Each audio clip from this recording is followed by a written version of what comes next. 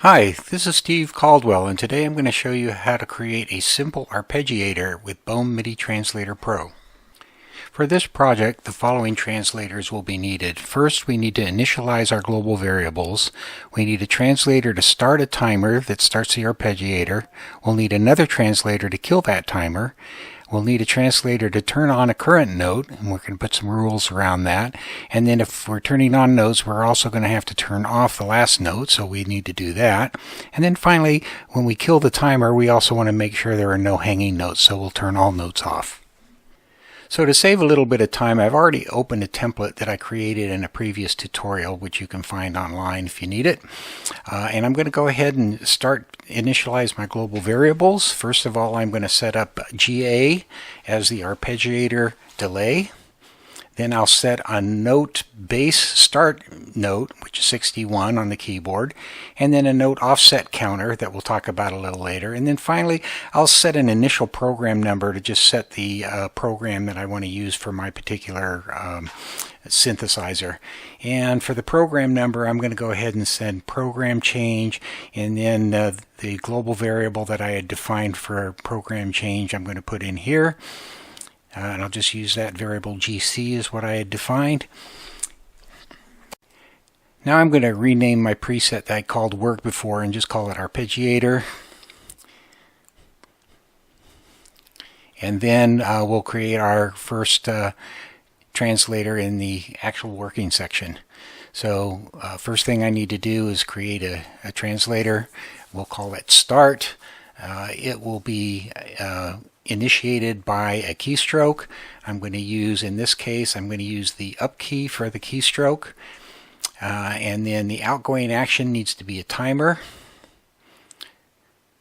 And we'll call the timer play.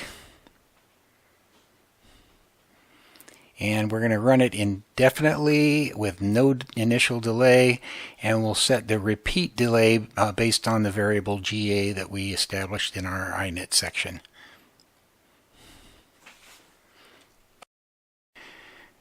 Now we'll go ahead and duplicate that translator, but we'll rename it stop or something like that. Let's see what okay, and then instead of a key up, we'll use key down to stop the arpeggiator. So we'll just change that keystroke to a down, and then what we'll do is kill the timer in this case.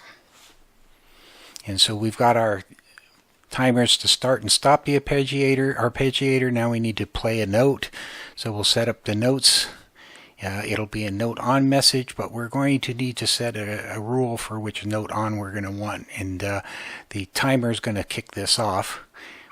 So we're giving this timer a name, and then we're going to set some rules up here. So first of all, I want to set up the stream of the arpeggiator. We're going to just count from 0 to 3, and once it gets to 3, we're going to count to 0 again.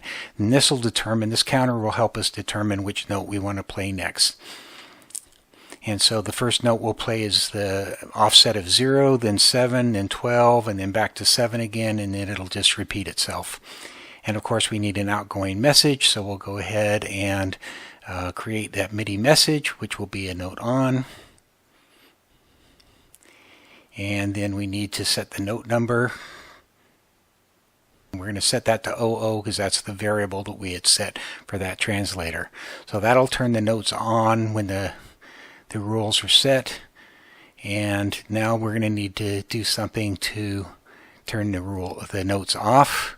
The last note that was played is going to have to be turned off, so I'm going to just duplicate that translator at first, call it play note off, but it'll have a separate set of rules. It'll turn off the last note instead of the current note.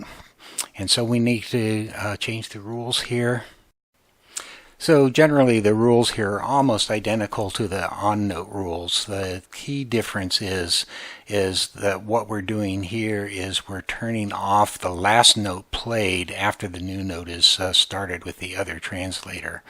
So it looks almost the same. And then of course we want to set the outgoing variable. We want the outgoing message to be a note off message. And in this case I used a different variable pp for that.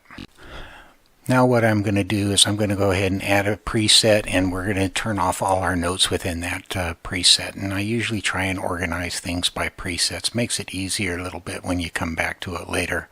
So we'll create our first translator. We're going to turn off a note 7 at this case.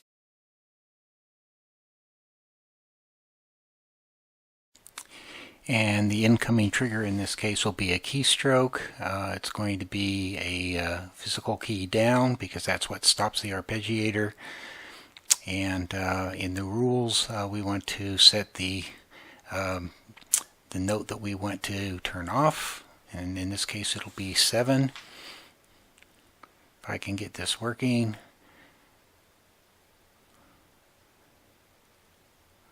Okay, and then we need to, an outgoing message is going to have to be a MIDI message, and what we want to do is note off with the value that we set before of pp.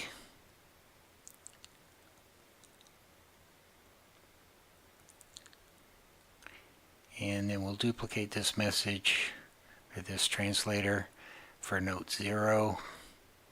And for note 12 in the future. I'm going to skip ahead so you don't need to watch all of this.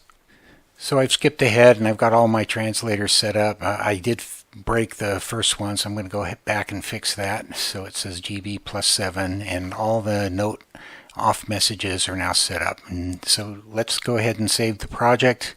It's still named a template. I'll call it Arpeggiator. It's going to give me a little bit of an error because the file already exists. I'm overwriting it, and that should save the project. Now let's go ahead and give it a test. First of all, I'll hit the escape key, which should initiate my variables. I'll do it again with the rules on so you can see what was happening here. And then let's go ahead and start the arpeggiator going. So I'll hit the physical key up, and the arpeggiator is going at 1 per second. And when I hit the down key shortly, it stops.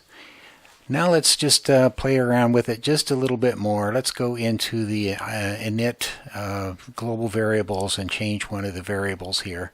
If you remember, the delay was 1 second or 1,000 milliseconds. I'm going to change that so it's 100 milliseconds instead. And then we'll give it another start, and you can see what it looks like, or hear what it looks like. And there you go, we have our arpeggiator. Thanks for watching today, and if you have any questions, feel free to reach us at www.bome.com.